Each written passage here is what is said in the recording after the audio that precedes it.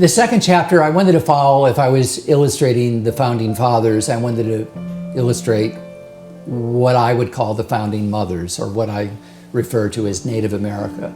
Because I think really American society has a Eurocentric viewpoint.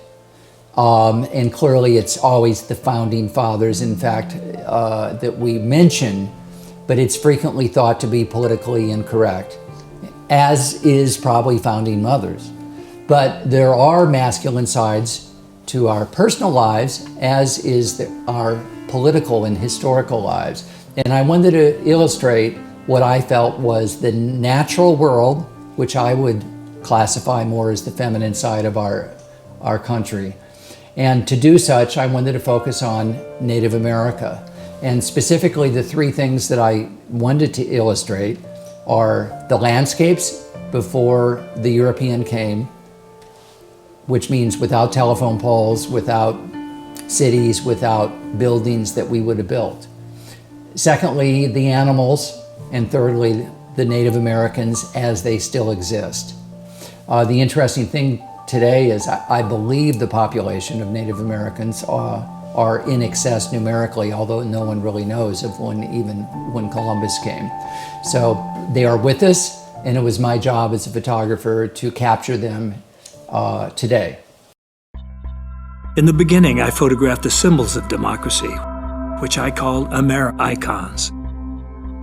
Places like the U.S. Capitol, the Statue of Liberty, Mount Rushmore, places that shout out, "This is America." But the icon that captivated me most was the American bald eagle, symbol for two nations. The eagle reminds us that before the Europeans, this land was their land.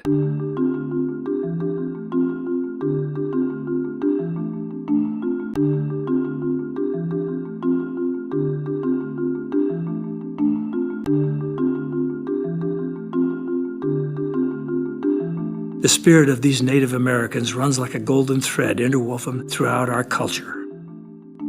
Half of our states bear their names: Dakota, Alaska, Minnesota, Illinois, and cities like Natchez, Manhattan, Miami, and Seattle recite like an unwritten American poem.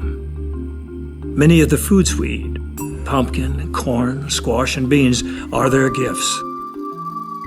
So to photograph democracy, I realized I must fly like an eagle to capture the cliff dwellings and the petroglyphs and landscapes comprising Native America.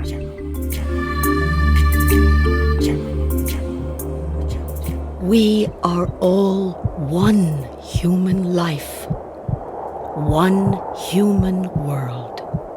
And the simple teaching is that we are the ones who would have to realize this and live in harmony with the earth. It is a simple belief. This is what makes Hopi people strong.